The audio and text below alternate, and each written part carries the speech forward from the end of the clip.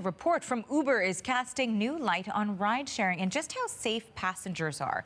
So the ride-hailing company says there were more than 3,000 reports of sexual assault connected with trips in the United States last year, and that number is out of roughly 1.3 billion rides. According to their own numbers, Uber says there were also 58 traffic deaths and 9 murders in 2018. Now, CBC News reached out to Uber asking about numbers right here in Canada. A spokesperson for the company said they have no specific time frame for releasing a Canadian safety report.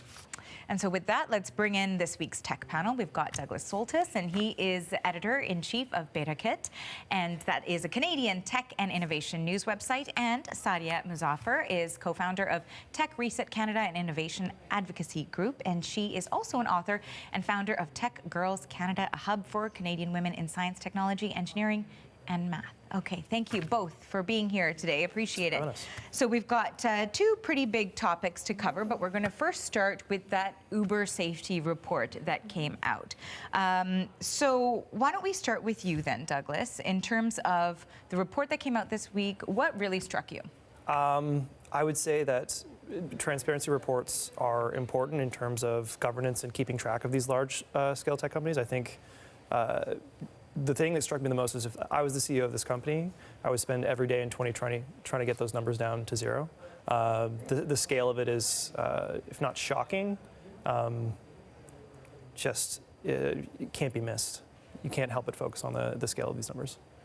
Sadia, what do you think about the fact that this report has been released now? And, you know, we're seeing, I don't know if either of you are ride-sharing app users, but certainly I've used different ride-sharing apps, and I get new pop-ups that say, oh, we're updating our safety sort of rules that are in place, etc. So is it interesting that they're releasing these numbers and taking all of these steps now? It's not like it's a new app.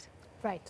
And that's really, really important to remember, because for years and years and years, lots of people, drivers and passengers included, have been trying to raise concerns and alarm around the frequency of these things happening, and their overall stance has been, oh, these are isolated incidents, or it's like a case of, you know, one bad apple.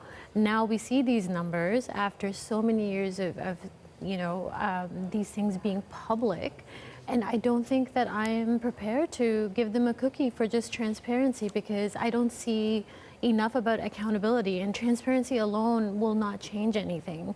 You admitting to something that you have been ignoring despite a lot of public outcry, it does not deserve a medal. So I'd like to know what they are going to do about it, and what are their protocols right now, and how are they preparing their workforce, which they are notoriously treating poorly, to handle these things.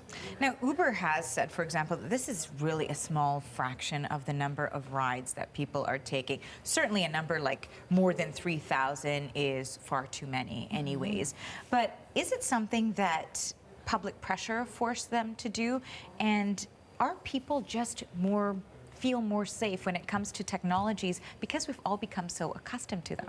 Well, I think to follow up on what Sadia said, this is coming at a time where Uber has just been kicked out of London over concerns with safety. That was a top priority for Uber's new CEO, Dara, when he came in about 2 years ago. So to have that happen related to this transparency report dropping and showing these numbers, also coming at a time where their messaging and marketing has been really on passenger safety. I think there's a bit of a disconnect between the messaging and the activities. And as Sadia said, you know, this is a first step, but it's literally the first step towards action. And this is the 2017-2018 numbers that will not impact this year.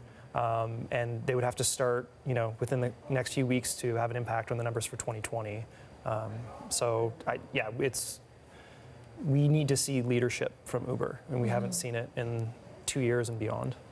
And in terms of also the, quickness of which people started picking up use of Uber, I kind of look at the tech industry as a lot of it now is having this reckoning with sort of follow-up questions being asked that weren't right off the bat when a lot of these apps were created and started being used by the general public.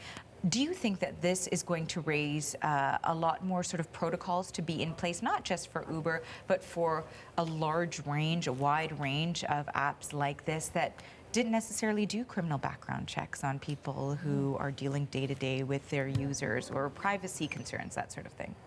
I'm going to say that from the very, very beginning when these apps started and a lot of technology platforms, I cannot imagine if the people who were building this included women, included actual workers, and if they were asked, what do you think could go wrong and what can we mitigate against, that we would not have built better things.